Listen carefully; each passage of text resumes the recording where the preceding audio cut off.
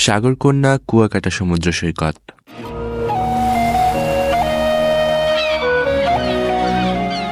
এটি হচ্ছে বাংলাদেশের একমাত্র সমুদ্র সৈকত যেখান থেকে সরাসরি সূর্যোদয় এবং সূর্যাস্ত দেখা যায়।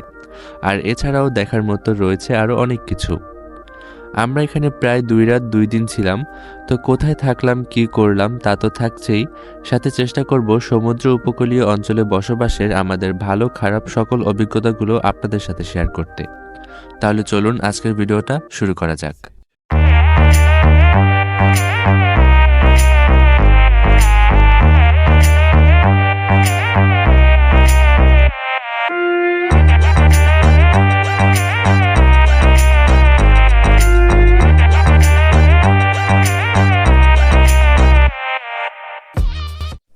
কুয়াকাটা যাওয়ার জন্য আমরা পটুয়াখালী সদর থেকে সকালের একটা বাসে উঠেছি। বাসের ভাড়া ছিল মাত্র 200 টাকা করে, তবে বরিশাল অথবা ঢাকা থেকে আসলে ভাড়াটা একটু বেশি হবে। আর এই ট্যুরে আমরা 2 জন যাচ্ছি, আমি এবং আমার একটি ফ্রেন্ড।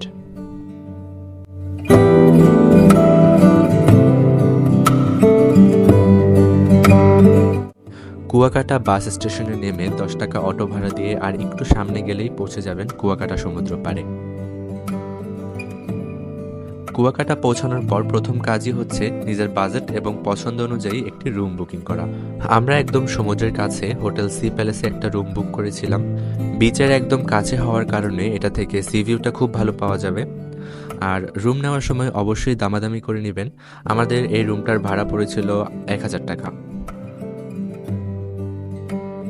এখানে হোটেল থেকে বের হলেই আশেপাশে অনেক রেস্টুরেন্ট আছে, তো শান্তিমতো ঘোরার জন্য এখন আগে দুপুরের খাবারটা খেয়ে নেব।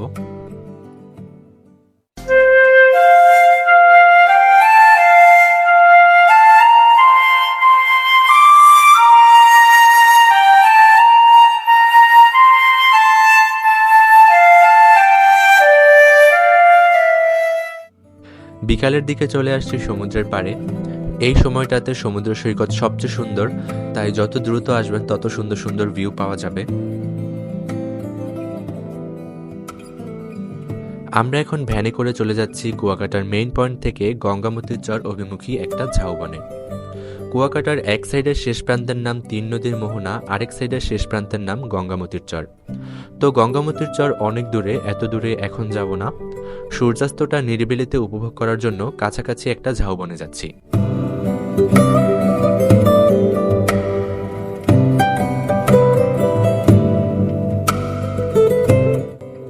মানুষের অতিরিক্ত ভিড় আর কোলাহলমুক্ত পরিবেশে যদি বিকালের সমুদ্রের এই মনোরম পরিবেশ উপভোগ করতে চান তাহলে এখানে আসতে পারেন।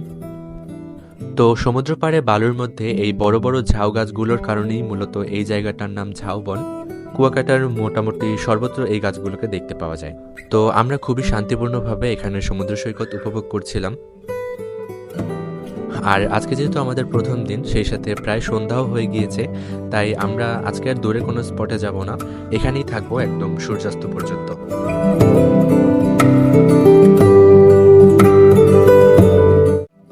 আর আমরা শেষ বিকেলের সৌন্দর্য উপভোগ করেছিলাম সমুদ্র পাড়ে থাকা এই ছোট ছোট দোলনাগুলোয় শুয়ে বসে। এই অনুভূতি বলে প্রকাশ করা যাবে না, তবে আমাদের দুজনের কাছেই এই বিকালটা একদম স্মরণীয় হয়ে থাকবে।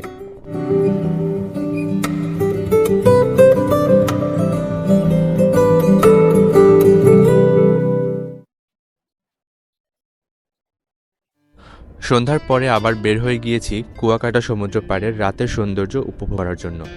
রাতের বেলা এখানকার চিত্র একদমই অন্যরকম। আর আমরা রুমের মধ্যে বেশিক্ষণ থাকিনি, জাস্ট ফোন চার্জ দিতে আর কিছুক্ষণ রেস্ট নিতে যতটুকু সময় লাগে আর কি। তো একদম সমুদ্র পাড়ি, এখানে চকলেট, আচার সহ আরও বিভিন্ন জিনিসের অনেকগুলো দোকান রয়েছে। তো এগুলোতে সন্ধ্যার পরে মানুষ অনেক ভিড় করে, যে কারণে চারপাশটা খুবই উৎসব মুখর আর আলোক ঝলমলে একটা পরিবেশ। তো আমরা দোকানগুলো একটু ঘুরে ঘুরে দেখছিলাম এখানে কি কি পাওয়া যায়, যদিও কিছু কিনবো না, আমরা জাস্ট দেখছিলাম আর কি।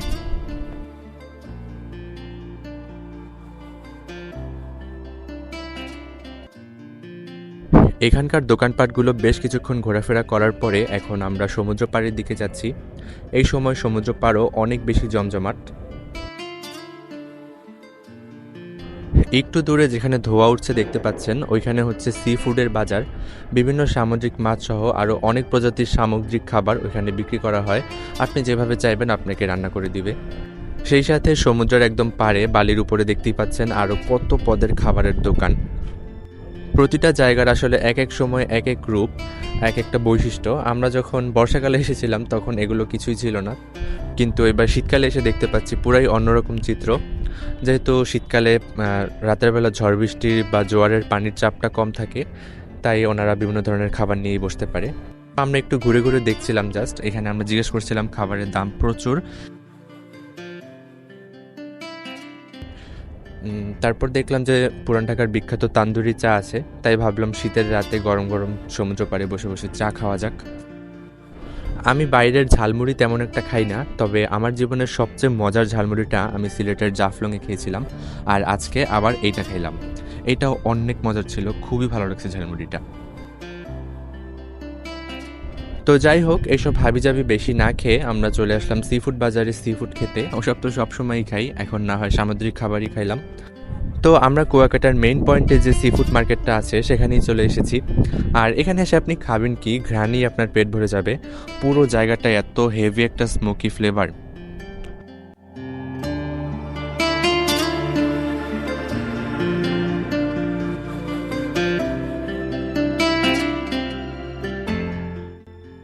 তো আমরা পুরো বাজারটা ঘুরে ঘুরে দেখছিলাম যে কি খাওয়া যায়। তারপরে অনেক খোঁজাখুঁজির পর আমরা একটা টুনা মাছ চুজ করে দিলাম। এটা আমরা বারবিকিউ করে খাবো।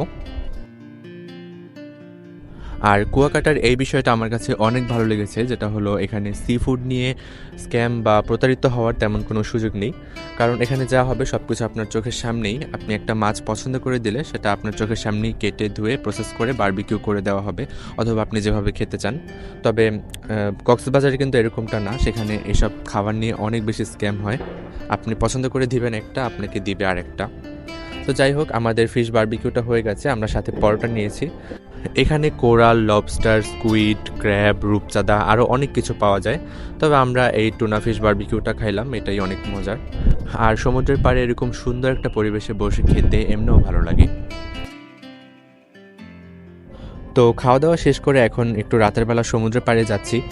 আমরা দুজনই আসলে একদম রিল্যাক্স, কোনো প্যারা নিচ্ছি না। যখন যেটা করতে ইচ্ছা করতেছে সেটাই করতেছি, একদম ফিল নিয়ে চিল করতেছি আর কি।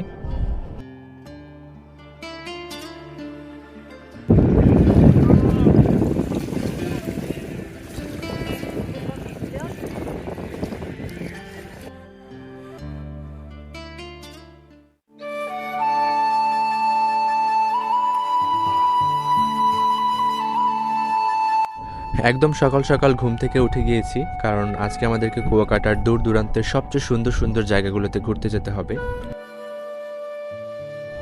ভোরের এই সময়টাতে চেষ্টা করবেন ঘুমিয়ে না থেকে বাইরে ঘোরাঘুরি করার জন্য।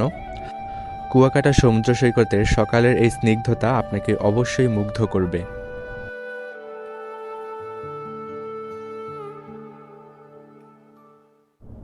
তো একদম সারাদিনের মনে যেহেতু ঘুরতে বের হব, তাই আমরা প্রথমে সকালের নাস্তাটা করে নিচ্ছি। পেট শান্তি তো দুনিয়া শান্তি বাবা। তো আমরা এই বিচ ক্যাফে রেস্টুরেন্টে চলে যাচ্ছি। এটা দোতলায় হওয়ার কারণে সমুদ্রের ভিউ পাওয়া যায়, তাই আমরা আগে থেকেই ঠিক করে রেখেছিলাম যে এখানেই সকালের নাস্তাটা করব। তো খুবই হালকা পাতলা নাস্তা করে নিচ্ছি আমরা। কুয়াকাটা আমরা এই দ্বিতীয়বারের মতো এসেছি, তাই আমাদেরকে তেমন কোনো ফ্যাসাদে পড়তে হয়নি। তবে যারা নতুন আসে তাদেরকে কিন্তু অনেকভাবে স্ক্যাম বা প্রতারিত হতে হয়। এদের মধ্যে অন্যতম হচ্ছে ক্যামেরাম্যান। আপনার পিছনে দেখবেন ডিএসএলআর ক্যামেরা হাতে নিয়ে অনেকে ঘুরবে, এই যে দেখতে পাচ্ছেন আমি স্ক্রিনে দিয়ে দিয়েছি এরকম। তো ওরা বলবে যে একটা ছবি তুলি, দেখেন কেমন হয়, ভালো লাগলে নেবেন না, এরকম অনেক কথাই বলবে। তো যারা নতুন আছেন তারা একটু এসব থেকে সাবধানে থাকবেন। এছাড়া শুটকির দোকান, তারপরে আরও যা আছে না, খাবারের দোকান, সি ফুড মার্কেট, এসব জায়গায় আপনি যদি একটু যাচাই না করে নেন, অথবা আপনি যদি একটু বুঝদার ব্যক্তি না হন, তাহলে আপনাকে কিন্তু অবশ্যই ঠকতে হবে। তো যাই হোক, আমরা সকালের বেশ কিছুটা সময় সমুদ্রের পাড়েই কাটাচ্ছি। খুবই ভালো লাগে আসলে এই সময়। আর কুয়াকাটা সমুদ্র পাড়ে যারা স্থানীয় আছে তাদের মধ্যে বেশিরভাগই হচ্ছে জেলে। তো তারা তো রাতের বেলা সমুদ্রে মাছ ধরে, আর দিনের বেলা এই জালগুলো এরকমভাবে বিছিয়ে তারপরে যেসব জায়গায় ছেঁড়া আছে সেগুলো ঠিক করে। তো আমরা এগুলো একটু দেখছিলাম আর কি।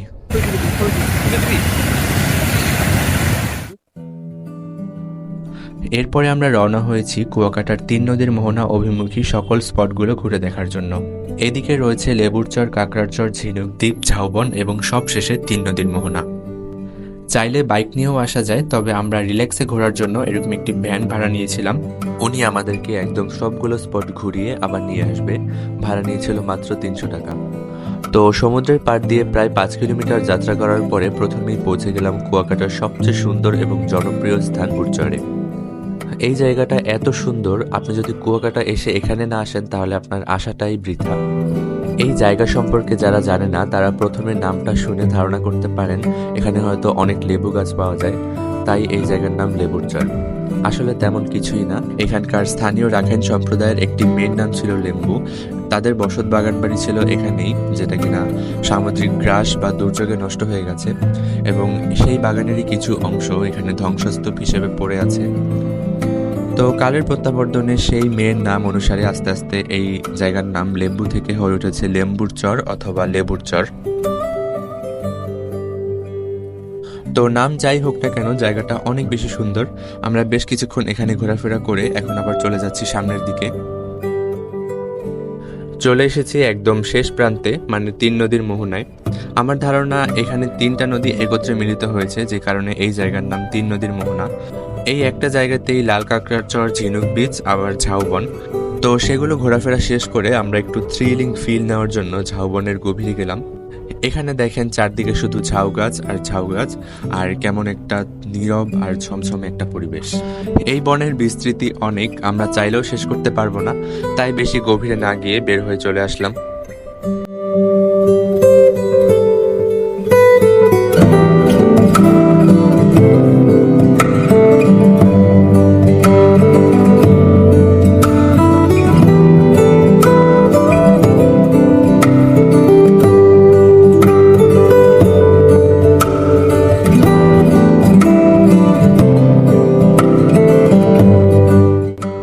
কোনো জায়গায় ঘুরতে গেলে যদি মাথার মধ্যে সমসাময়িক কোনো চিন্তা থাকে অথবা তাড়াহুড়া থাকে, তাহলে কিন্তু আর ঘোরার মজাটাই থাকে না।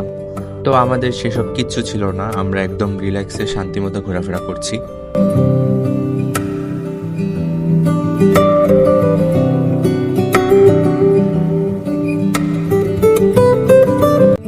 এখন চলে এসেছি শুটকি পল্লীতে। এখানে শুটকি তৈরি করা হয়, সমুদ্র থেকে সরাসরি মাছ ধরে ওনারা এখানে শুটকি তৈরি করে, আর এখান থেকেই বাজারজাতকরণের প্রক্রিয়াগুলো চালু হয়।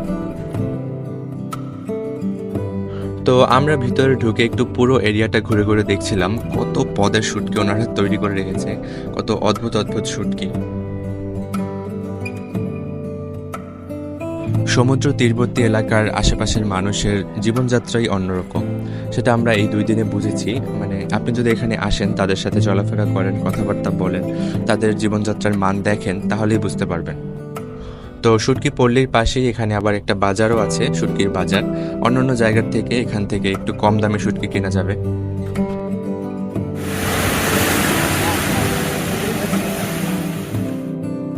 আর এরই মাঝে অনেকটা সময় কেটে গেছে। সারাদিন ঘোরাফেরার পরে আমরা আমাদের রুমে চলে গিয়েছিলাম। এরপর গোসল করেছি, দুপুরে খাওয়া করেছি, ঘুমিয়েছি, রেস্ট নিয়েছি। তারপরে একদম সন্ধ্যার আগ মুহূর্তে আবার বের হয়েছি। কুয়াকাটার আরেক দিকের অংশ আমাদের ঘোরাফেরা করা এখনো বাকি আছে, তাই আমরা আজকেও থেকে গিয়েছিলাম।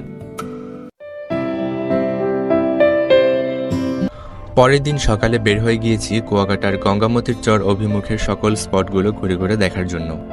আর আমরা আজকেও একটা ভ্যান নিয়ে নিয়েছি, একদম গঙ্গামতির চর সহ কুয়াকাটার বিখ্যাত বৌদ্ধ মন্দির এবং যেই কুয়ার নামকরণে এই জায়গার নাম কুয়াকাটা, সেই সব কিছু ঘুরিয়ে নিয়ে আসবে। তো অনেক সুন্দর ভিউ দেখতে দেখতে আমরা পৌঁছে গেলাম গঙ্গামতির চরে। এখানেও এরকম গাছের সাথে দোলনা আছে, সেই সাথে এখানে একটা ছোট্ট নদী আছে, সেটা পার হলে ওই পারে আরেকটা স্পট কাউয়ার চর। তো আমরা দিকে যাই নাই, এখানেই বেশ কিছুক্ষণ সময় কাটিয়ে তারপরে চলে যাব রাখাইন পল্লীতে।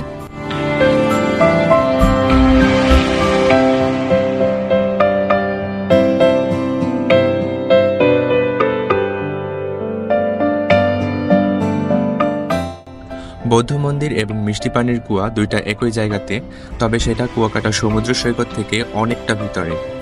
তো এখানে এসে যা বুঝলাম, আমাদের এখানে দেখার মতো ইন্টারেস্টিং আসলে তেমন কিছু নেই, তবে কোনো আফসোস যেন না থাকে, সেজন্যই আসলে এসেছি। তো মন্দিরের পাশেই হচ্ছে মিষ্টি পানির কুয়া। কোনো এক সময় মিষ্টি পানির একমাত্র উৎস ছিল এই কুয়াটা, যার নামকরণে এই পুরো জায়গাটার নাম হয়ে গেছে কুয়াকাটা। আর এই পুরো এরিয়াটাই হচ্ছে রাখাইনদের আওতায়। তো আমরা একটু ঘুরে ঘুরে দেখলাম একটা খাবারের দোকান। ভিতরে গিয়ে দেখি কি অদ্ভুত অদ্ভুত পিঠা বানাচ্ছে। এটা কি যেন বানাচ্ছিল, হ্যাঁ চালন পিঠা। এই পিঠাটার নাম হচ্ছে চালন পিঠা। আপনারা যদি সমুদ্র সৈকত দেখতে আসেন তাহলে এসব জায়গায় আসার একদমই দরকার নেই। তো এরপর মোটামুটি ঘোরাফেরা করে আমরা এখান থেকে আবার কুয়াকাটা মেইন পয়েন্টে ফিরে গিয়েছি। তারপর দুপুরের বাস ধরে চলে গিয়েছিলাম। এই ছিল Kuakata blog. That's all for today guys. আল্লাহ হাফেজ।